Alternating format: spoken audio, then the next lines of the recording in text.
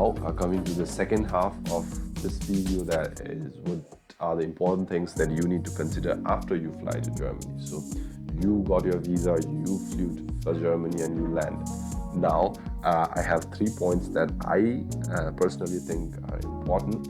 So I will start with the working hour restrictions, and then I'll talk a bit about the types of works that are available, and at the end the traveling one. So working restrictions are different for different kind of visas. So a normal visa for a master's or bachelor's would restrict you to working like 20 hours per week in a normal semester, but in a semester break you can work double of that per week. That means like 40 hours per week.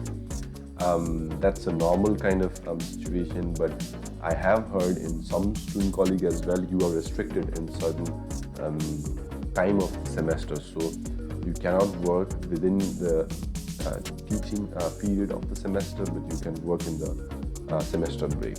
And that was the same case in my situation. Like, I had a language visa, so I was not allowed to work within my semester where I took my lectures, but I was allowed to work during my semester break. So this is a bit tricky, and one should be careful when working in Germany and he should consider what kind of visa does he have.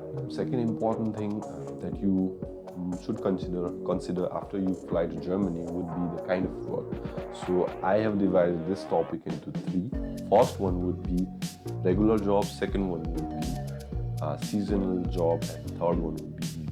Talking about the regular job, there are jobs like in McDonald's, Big Burgers, and KFCs where you work in a regular basis, but there is a pro and con. So the pro would be you get a regular source of income where you don't, once you get a contract, usually you can live off this contract all the way to the end of your student life. But yeah, and you get a lot of free junk foods to eat, and you get coupons and caps and mugs.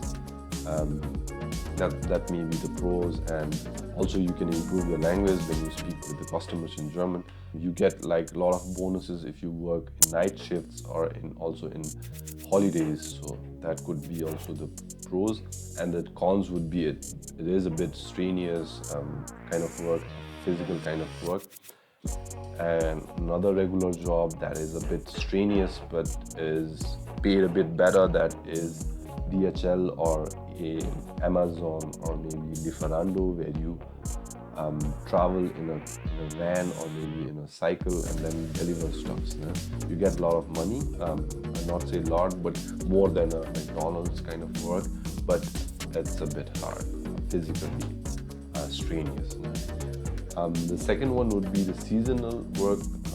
I think I have heard a lot of seasonal work. So one of them was plantation. So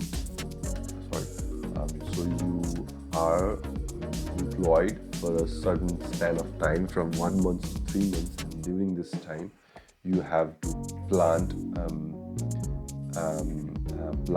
then the pros would be this is a kind of a laid back kind of work where you can gossip with your friends and then do your work sitting, and strawberry picking is also one of the famous seasonal works where you earn a lot of money, but the work you have to put in is less, I would say, physically not so strenuous as compared to Lieferando or Amazon or DHL.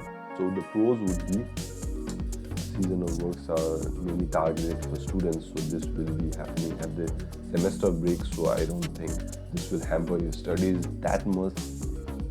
And another would be you'll be paid more, and then cons would be, I guess, this is not a stable form of income for your whole student life. You have to apply, you get rejections, and then suddenly you don't have any job. So, and another would be the most sought out kind of jobs in Germany is Mercedes, Volkswagen, where students work in the linear, in the assembly line, where you have to do a lot of physical work, but the salary that you get is like unbelievable. You get like double, triple the normal salary that you get. And I know a lot of my friends who do that, and they work for a span of 3 months, and then if they spend moderately, they can live off this work for a whole semester or maybe 2.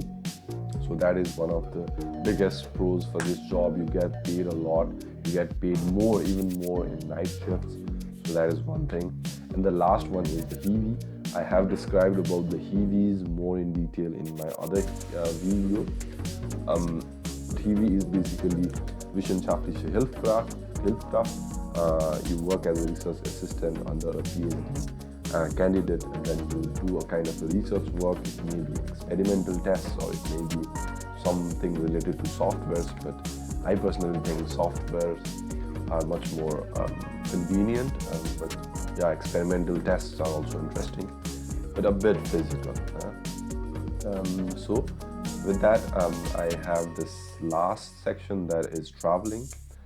So traveling in Germany is interesting when you're a student, and it's also cheap because you have to pay a semester fee that includes a TU card. We say it like it's a pass fare which you can take anywhere and then travel for free. So when you are a student, you should use this card and travel a bit of Germany. I was not that lucky because I moved in here in Braunschweig. I had this TU card with which I could travel up to like Netherlands, but because of Corona and all that, I was stuck for like 1.5 years. So I pretty much paid off like 3 semesters money and didn't use any of the TU card features. Like, yeah, if you have that feature, then I think everyone has that opportunity when they are students. But yeah, please do use that and then discover a bit of Germany. And I have a follow-up of series related to traveling to Germany. So if you are interested, like on the tips and tricks how one travels in Germany or also in Europe, then I have a series related to that up next. Yeah, other than that, I think these are the 6 important things that one should have in his mind before he travels to Germany and also after he travels to Germany. So before you travel to Germany, it's first one is the type of application, the type of offer letter, and also the finance options.